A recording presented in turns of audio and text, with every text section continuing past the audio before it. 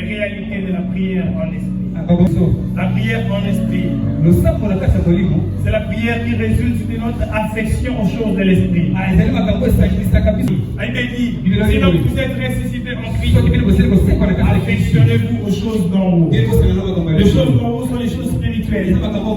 Lorsque tu es un homme conduit en esprit, la prière c'est de plus quelque chose qu'on doit t'épouser. La prière en esprit, c'est la prière avec la connaissance de qui il est et de qui on est. Elle me dit dans Psaume 36, verset 10, il est la source de la vie. Je ne sais pas ce que tu cherches, mais ce que je peux te dire, et ce que tu cherches se trouve en Dieu, parce qu'il est ta source. Yes.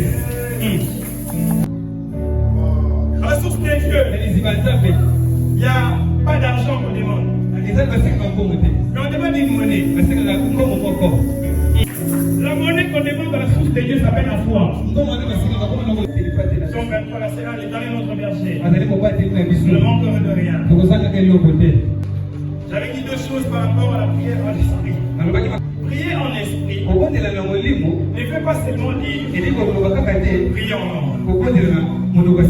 Mais toute personne qui prie en langue prie en esprit. Parce que la prière en esprit, ce n'est pas toujours une parole. Il y a aussi des gestes. Maintenant ces choses. Et notre vie va changer. Parce que Dieu lui avait demandé son fils, Isaac, son unique. Il y a des actions que tu peux faire qui vont parler plus que la prière. Yes.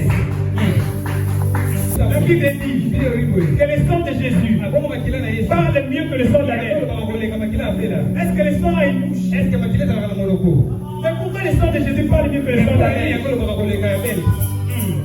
Parce que le sang de Jésus est une foi. Dieu ne tient pas compte de notre temps pour agir, mais il tient compte de son temps pour agir. Et lorsque tu pries en esprit, il y aura la compréhension que même si ce n'est pas encore arrivé, ça va arriver. Même si la promesse tarde, attends-la, car elle s'accomplira. Elle s'accomplira certainement. Il y a une personne aujourd'hui, c'est ce que Dieu t'a dit va se réaliser.